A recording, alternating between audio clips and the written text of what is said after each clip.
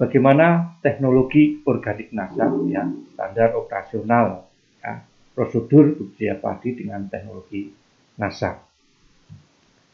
Yang pertama adalah, ya, kita harus melakukan olah tanah yang pertama.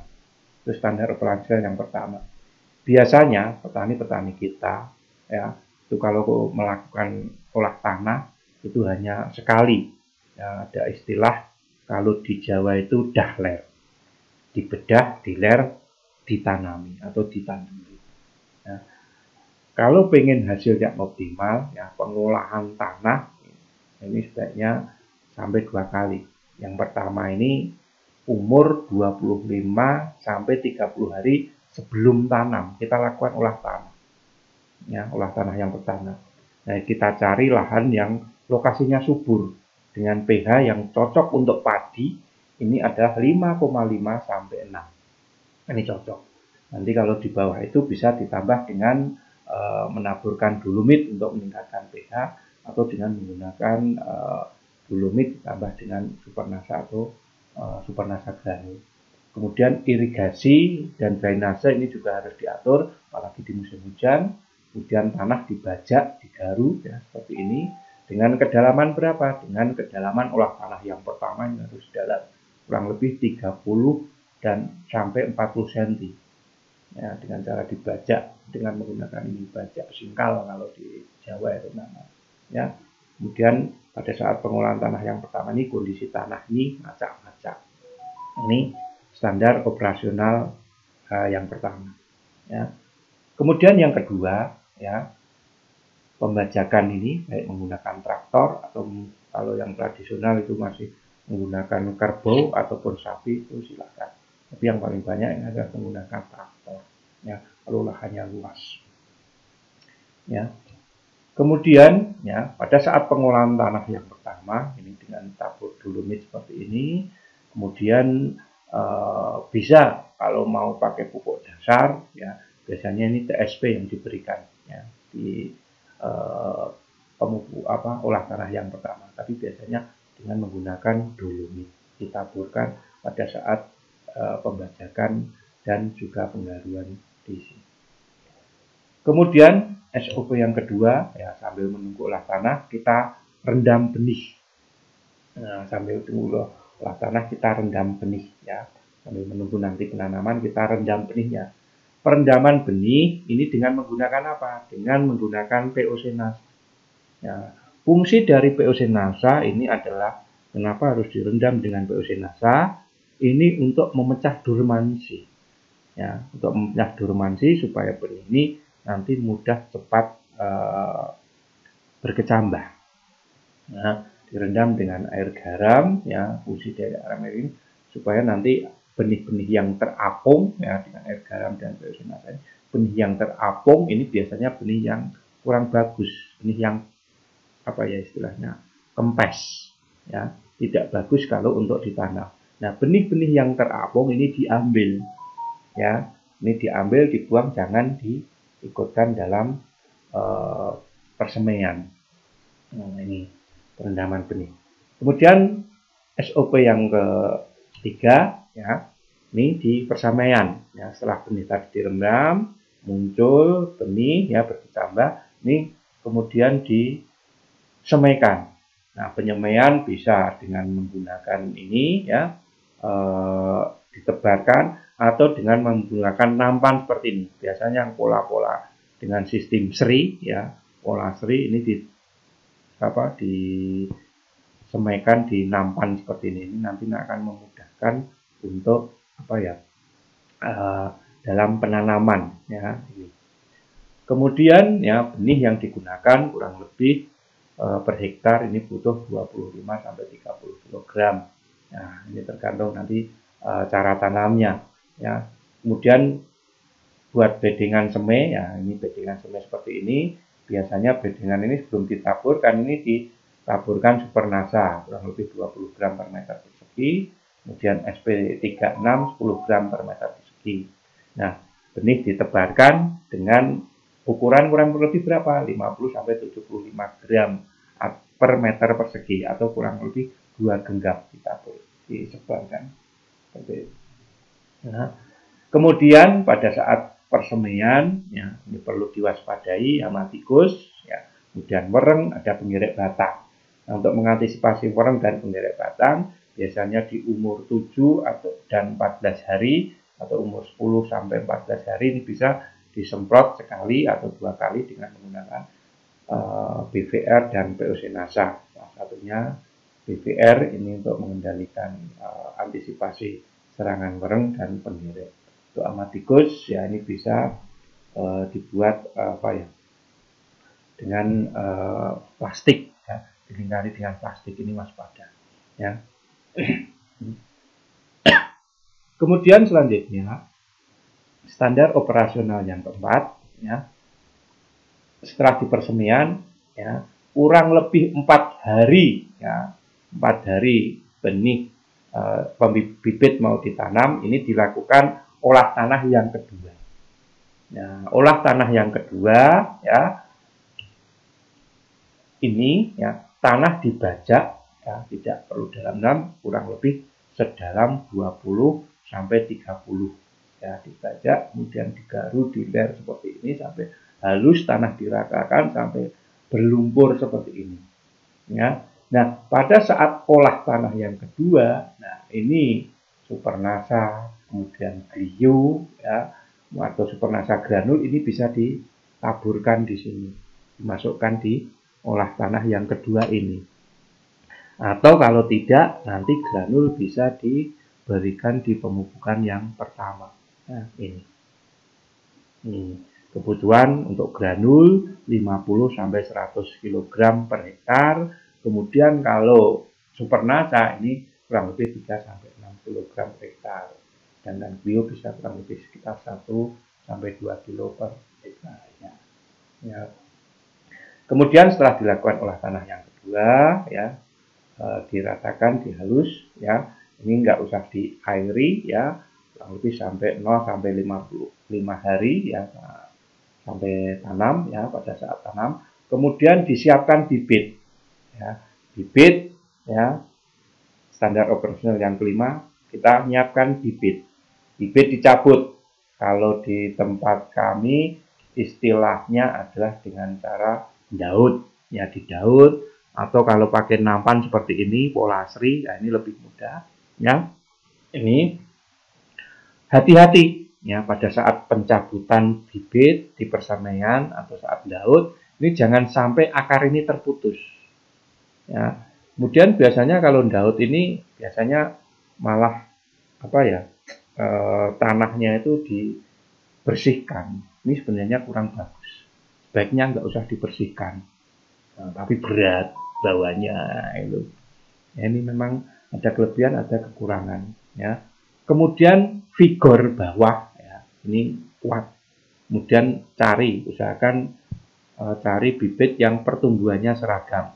Ya, biasanya bibit-bibit muda kalau di polasri ini lebih bagus ditanam. Biasanya kalau sistem sri 5-7 hari ini sudah bisa ditanam. Tapi kebanyakan petani kita, ya, kalau yang di persemaian, ya, disemaikan di lahan, biasanya umur 15 sampai 20 hari atau 21 hari ini bisa baru ditanam, ya, ini. Yang belum. Kemudian selanjutnya SOP yang ke-6 ini penanaman, ya. Penanaman ini juga merupakan proses yang sangat penting dalam produksi padi. Karena kalau penanaman yang salah ini juga nanti akan berpengaruh kepada pertumbuhan padi. Nah, penanaman yang paling bagus, ya, dengan tanam bibit 2 sampai 3 bibit per lubang. Ya, jangan sampai banyak biaya itu langsung ditancapkan, jangan. Kalau sistem sri itu malah 1, ya, ada yang 1, ya, 1 tapi dengan tanam huruf L, tancapkan, kemudian ditarik akarnya, dangkal aja. Ini dalam kondisi tanah macak-macak seperti ini, ya, bibit muda ini juga lebih bagus. Kemudian pada saat penanaman ini jangan diairi antara umur 0 sampai 5 hari. Untuk apa fungsinya? Ya, untuk menguatkan bibit ini supaya kokoh berdiri, ya, kuat lebih dulu. Ya, ini. Jadi tanam 2-3 bibit per lubang ya, seperti yang biasa petani. Kalau dengan sistem free ini bisa 1 bibit per lubang, tapi anakannya nanti bisa banyak. Ya, ini. Kemudian selanjutnya ya, sistem penanaman, jarak tanam ya, ini juga mempengaruhi. Ini ada yang sistem tegel ya. Sistem tegel ini ada jarak tanam yang 20 kali 20 ya, kemudian 25 itu kan jarak tanam yang lebar, kemudian 40 kali 40, ada yang 30 kali 30 cm. Ya, ini juga pengaruh nanti kepada serangan hama dan penyakit. Ya, jarak tanam yang yang lebar ini juga nanti akan pengaruh kepada anakan. Ya, kemudian juga akan pengaruh kepada jumlah benih yang digunakan. Biasanya kalau tidak jarak tanam tegel, kalau enggak 20 kali 20 ya 25 kali 25 cm yang biasa digunakan petani-petani kita seperti ini. Kemudian ada satu sistem penanaman yang bisa meningkatkan produksi padi, yaitu dengan sistem tajarwo. Ya, ini apa itu tajarwo? Ya, sistem tajarwo ini adalah sistem tanam jajar legowo. Sistem tanam jajar legowo, ya, tajarwo, ya, berasal dari kata jarwo, ya. Ini bagaimana kita mengelola supaya ya tanaman-tanaman yang kita tanam ini terkena sinar matahari semua. Ya, yang paling banyak ya dilakukan sistem tajarwo ini dengan ada beberapa jenis ya, karena sistem tajarwo ini perlu keahlian khusus, terutama di yang nanam, karena memang penanaman itu dibutuhkan skill ya. Biasanya kalau sudah nanam seperti ini ya, dan langsung diberi jarak ya, kalau sistem 41 ya, tipe 41 seperti ini ya, dengan jarak 25 ya, 25. Kemudian nanti diselingi 2 baris ya, jadi 50 ya. Ini sistem 41. Kemudian yang baris yang panjang ini dirapatkan ya, tidak 25 tapi bisa separuhnya 12,5 atau bisa 15. Nah, sebagai gambaran sistem tajarwo ya, ini kebutuhan benihnya ini bisa lebih karena memang jumlah per rumpunnya ini memang lebih banyak ya, dibanyakkan jumlah rumputnya. Sebagai gambaran seperti ini, kalau sistem tegel ya per hektar, misalnya dengan jarak tanam 25-25 sistem tegel, ini per hektar hanya sekitar 16.000 rumpun padi ya tanamnya ya. Tetapi kalau dengan sistem tajarwo itu dipadatkan dengan jarak 25 ya, kemudian yang barisnya itu 12,5, ini per hektar bisa sampai 20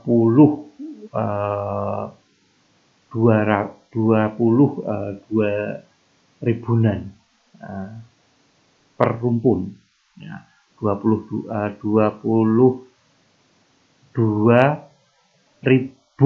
ya per rumpun per hektar. Itu kurang lebihnya seperti itu.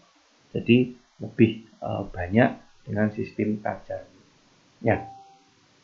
Kemudian tipe 21 ini yang paling banyak ya.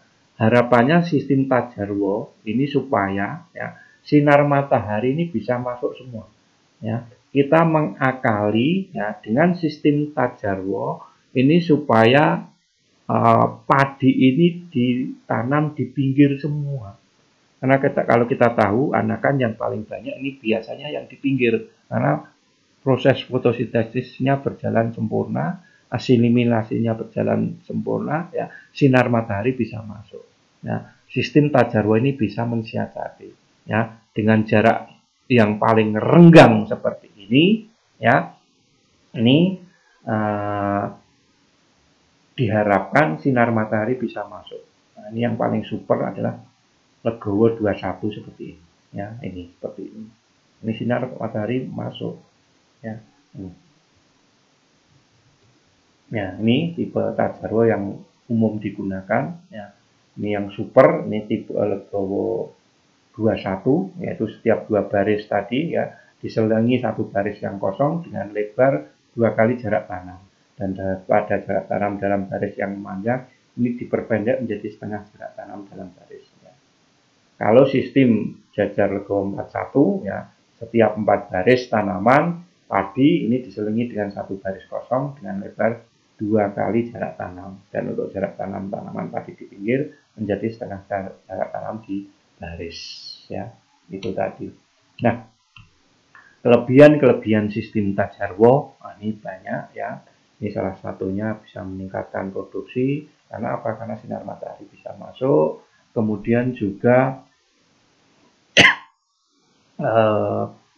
kelemahan dari sistem Tajarwa ini di jarak tanam yang di sini ini biasanya rumput juga karena sinar matahari banyak yang masuk sehingga rumput ini juga bisa cepat tumbuh, sehingga perlu pengendalian gulma yang cukup ekstra juga, ya, ini.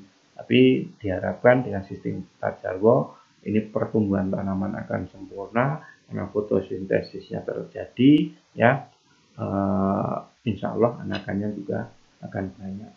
Kemudian sekarang masalah tenaga ini juga sudah tidak menjadi kendala, dulu menjadi kendala karena sekarang sudah ada alatnya, ya, untuk tanam dengan tinggal pakai alat, ya, dengan mengatur jarak tanam berapa tinggal jalan. Itu juga sudah suatu solusi. Kemudian juga, ya, di sela-sela ini bisa nanti kita bisa apa, ya, untuk mengendalikan rumput ini kita juga bisa dengan mina padi, ya, ini juga bisa sebagai suatu alternatif solusi, ya, gitu. Kemudian selanjutnya, ya, standar operasional yang selanjutnya yang ketujuh yaitu pengendalian hama penyakit yang pertama. Biasanya, ya, setelah tanam itu hama yang paling berbahaya, ya, ini di bawah 1 bulan, ya. Ini biasanya jenis-jenis hama putih palsu. Nah, nanti hama ini akan kita kupas khusus, ya, hama penyakit pada tanaman padi. Tapi pada saat umur-umur tertentu di bawah 1 bulan yang paling banyak ini hama putih palsu, kemudian keong mas. Ya, kalau keong mas daerah Purworejo, kemudian daerah mana itu keong mas ini juga menjadi kendala, padahal ini dulu bukan hama utama, tapi sekarang ini sudah menjadi kendala yang sangat utama. Nah, ini di umur-umur seperti ini, ya, umur 10 hari, 20 hari ini bisa disemprotkan dengan menggunakan Pestona. Tapi karena Pestona lagi close order, nanti monggo silahkan menggunakan bahan-bahan yang bisa digunakan untuk mengendalikan keong mas atau bisa dengan cara manual diambil, ya. Kemudian penyulaman padi, ya, yang mati tadi, ya, yang biasanya di umur 5 sampai 12 hari, ya, yang perlu dilakukan. Kemudian pengairan 10 hari setinggi 10 cm pada umur, ya, setelah 5 hari ini tanam tadi, ini baru diakhiri sampai 15 hari. Ya, ini. Kemudian yang selanjutnya yang ke-8, ya, standar operasional prosedur yang ke-8, ya, pemupukan yang pertama. Pemupukan yang pertama ini antara 10 sampai 15 hari kalau tidak menggunakan pupuk dasar, ya. Sebagai gambaran bisa menggunakan urea, ya, SP36 atau TSP atau KCL, ya. Nah, ini bisa urea 75 kg, SP60 kg, KCL 40 kg, ya, ditemukan yang pertama ini. Bisa supernasa tadi atau supernasa granul kalau belum diberikan di sebelum tanam bisa dicampurkan di pemupukan yang pertama ini. ya, superdansa granul. Ya. Kemudian bisa juga antisipasi karena pupuk lagi langka, ya, pupuk lagi langka, ya, ini bisa diantisipasi dengan penggunaan granul, ya, granul bisa dinaikkan, ya, per hektar 50 kilo bisa ditambah menjadi 100 kilo, ya, misalnya seperti kalau kelangkaan pupuk ini. Dan pada saat pemupukan yang perlu diperhatikan adalah kondisi tanah, ya, kondisi tanah ini macam-macam. Ya, kemudian di umur 15 hari ini juga perlu nutrisi, ya, pemupukan lewat atas. Ini bisa digunakan 4 tutup VOC, 1 sampai 2 tutup hormonik, ya. Kemudian sekaligus untuk mengendalikan wereng walau sangit bisa 1 sendok BVR, 1 sendok korin, karena korin lagi close order bisa ditambah dengan 1 sendok biu per tangkinya. Ya, ini Peocenasa hormonik ini juga bisa diganti dengan menggunakan Green Star atau dengan menggunakan Freotok. Tunggu, bisa diselang-seling. Kemudian standar operasional selanjutnya yang ke-9 ini adalah pengairan. Pengairan ini dilakukan antara umur 15 sampai 29 hari. Karena di sini adalah masa kritis yang pertama. Ya, selama 14 hari ini, ya, tanaman padi, meskipun tanaman padi itu termasuk tanaman yang butuh air, tapi jika juga harus mengelola kapan saat air itu dibutuhkan oleh tanaman padi, ya, yaitu pada saat umur kurang lebih 14 hari, antara 15 sampai 29 hari ini. Jika tinggi air lebih dari 5 cm, ini dapat menghambat perkembangan anakan. Ya, ini.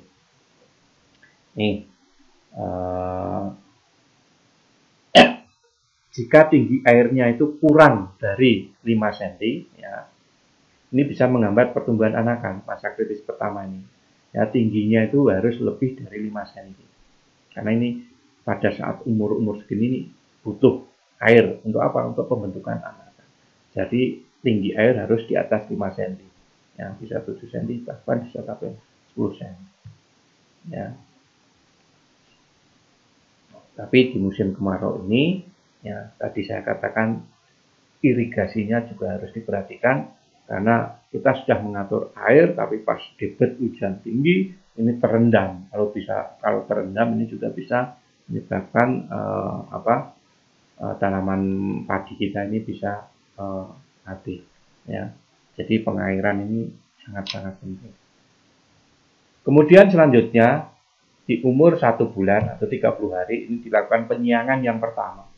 Penyiangan yang pertama ini mudah sekali kalau jarak tanam 25 kita pakai sosrok, ya, Jawa yang untuk yang mengendalikan gulma atau mengendalikan kumbut dengan cara diwatun, kemudian juga ada sosrok. Biasanya ini di umur 30 hari. Ya, ini menyesuaikan. Kalau di Jawa namanya sosrok, mungkin di daerah lain namanya ya, alat penyiang gulma. Kemudian standar operasional yang selanjutnya yang ke-11 di umur 30 sampai 35 hari ini bisa dilakukan pemupukan yang kedua. Biasanya petani lakukan pemupukan yang pertama, kedua, bahkan ada yang sampai ketiga. Nah, biasanya di umur pemupukan yang kedua ini dilihat dari pertumbuhan tanaman, ya, bagus atau tidak, atau kurang pupuk atau tidak, ya. Ini biasanya di umur 30 sampai 35 hari ini bisa dipupuk lagi. Ya, yang bawah bisa menggunakan urea atau ZA, ya. Kalau di musim hujan itu bagus ZA, ya. Karena N-nya tidak terlalu tinggi, ya. Di musim hujan ini kita harus mengurangi penggunaan pupuk nitrogen, ya. Ya, ini disampaikan dengan menggunakan ZA, kemudian SP36 tadi, kemudian KCL. Ya, kondisi pemupukan itu macam-macam supaya bisa langsung terserap oleh tanah. Kemudian di umur 30-35 hari, ya, ini bisa juga disemprotkan tadi. Ya, atas semprotkan dengan 1 saset atau setengah saset sampai 1 saset Green Star ditambah 1 tutup hormonik, ditambah 40 tutup Pestona kalau ada.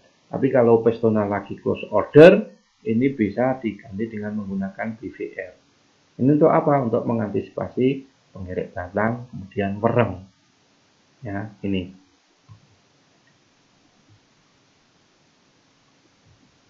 Kemudian pengairan. Ya, pengairan ini juga harus kita perhatikan di umur 35 sampai 50 hari. Ya, selama 14 hari ini digenangi kurang lebih 7 sampai 10 cm. Ya. Nih. Kemudian standar operasional yang ke-13 ini pengendalian hama dan penyakit yang kedua. Ini biasanya di umur 45 hari perlu diwaspadai ya, atau bisa disemprotkan juga campur dengan perosinasa hormon di sini ya. Ini adalah penyakit hawar daun bakteri. Biasanya gejalanya mulai seperti ini di awal-awal pertumbuhan ya, daun kuning, ada karat. Kemudian nanti kalau sudah menyerang daun ini, biasanya daunnya padang laras, atau kalau di guyang itu bisa ada angin, ada suara kresek kreseknya, itu bisa disebut penyakit kresek atau penyakit hawar daun bakteri. Nah, ini kalau sudah menyerang ke daun, ini bisa sampai parah seperti ini. Kemudian bisa sampai ke batang, batangnya kemerah-merahan seperti ini. Ya, biasa mematahkan batang. Bahkan bisa nanti kalau sudah kemale, ini kemalenya menjadi patah. Ya, kalau di menyerang ke batang ini disebut dengan penyakit blast. Tapi biasanya petani menyebutnya penyakit blast rangerti. Nah, rangerti penyakit ya. Padahal itu penyakit blast yang disebabkan oleh jamur Pyricularia oryzae. Ya, ini. Untuk antisipasi bisa menggunakan korin ya, atau menggunakan glue karena korin lagi close order. Ya, dulu korin ini luar biasa untuk mengendalikan penyakit kresek, penyakit blast, penyakit hawar daun bakteri, atau penyakit potong leher yang malainya ini padahal. Ya, nanti akan kita kupas sendiri untuk hama dan penyakit. Kemudian penyiangan yang kedua, ini penyiangan gulma sampai bersih biasanya di umur 50 hari. Kemudian ya, kalau mau melakukan pemupukan yang terakhir atau pemupukan yang ketiga, ini di 51 hari. Tapi biasanya di pemupukan yang kedua, ini biasanya petani sudah tidak mupuk lagi. Biasanya kebanyakan hanya 2 kali pemupukan. Ya, tapi kalau ingin menggunakan pemupukan yang ketiga, ini biasanya di 51 hari. Ya, pupuk makro tadi ya, tambahkan urea ya, TSP, KCL ya. Ini ditambahkan dengan power nutrition 3 kilo. Ya, jadi power nutrition diberikan pada saat di pemupukan yang terakhir. Kalau pemupukan yang kedua, pemupukan yang terakhir adalah pemupukan yang kedua, jadi power tadi bisa dicampurkan di umur 35 hari tadi di pemupukan yang kedua.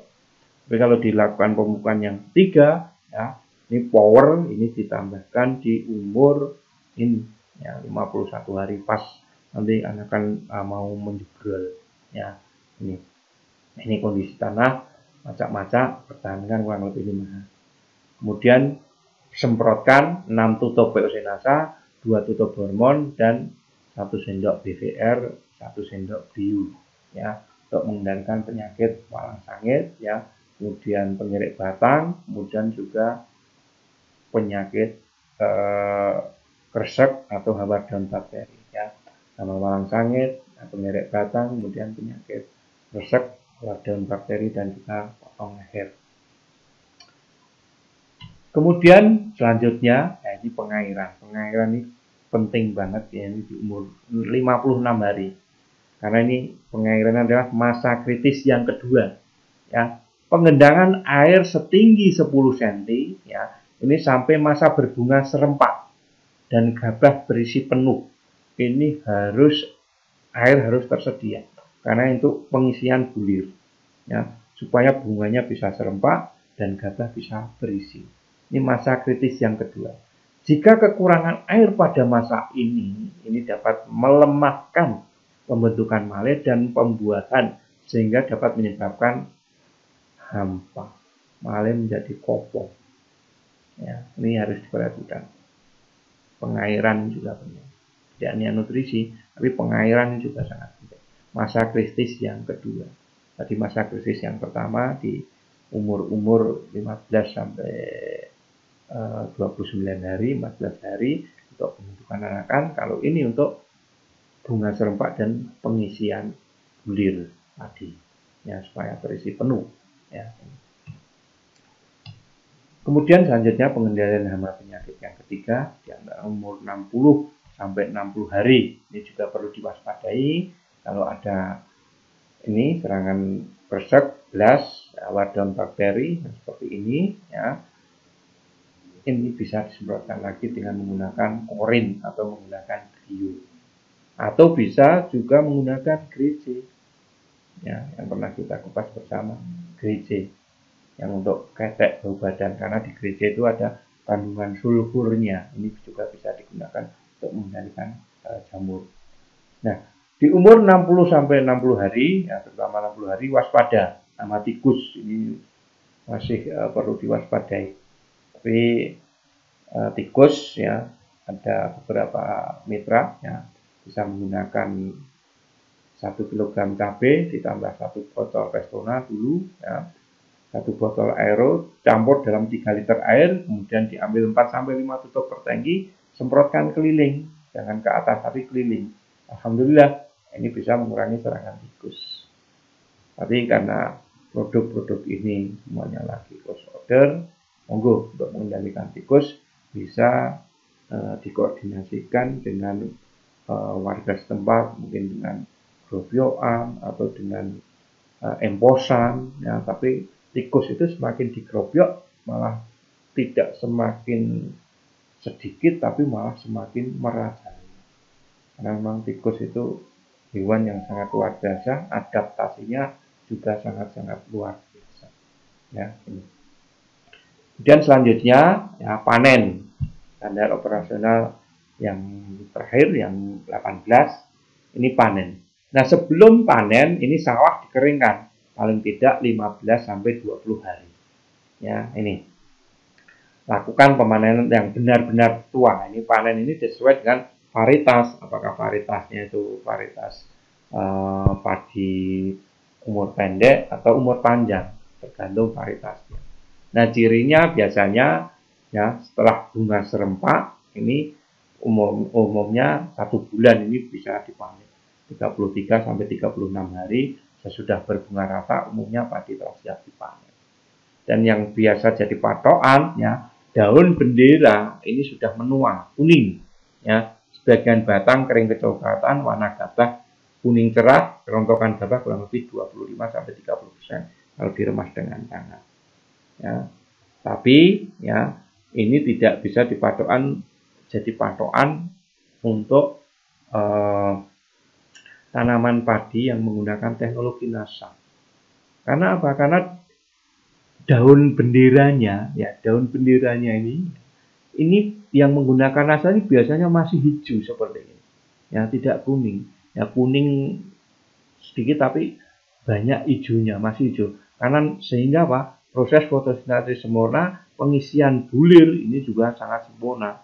Sehingga tidak heran kalau bulir padi yang menggunakan produk NASA, ya, ini rata-rata terisi penuh, ya, ini karena ini daunnya ini masih hijau dan terisi sempurna dari ujung sampai ke pangkal, ya, male ini terisi sempurna. Bahkan istilah Jawanya itu mentes-mentes, ya, ini. Nah, ini kelebihan-kelebihan yang menggunakan teknologi NASA, biasanya produksinya bisa meningkat, bisa di atas 50%, bahkan bisa meningkat di atas 50%.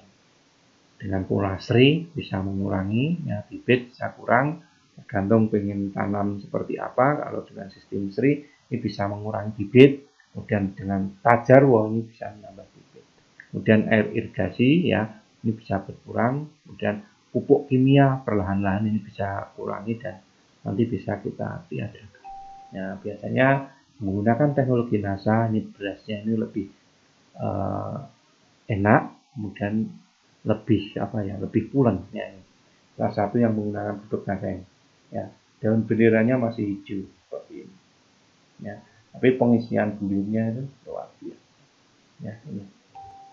Nah, itu ya untuk standar operasional prosedur bagaimana budidaya padi, dan yang perlu diwaspadai di dalam budidaya padi ini adalah bagaimana kita mengelola ya hama dan penyakit di tanaman padi. Ya,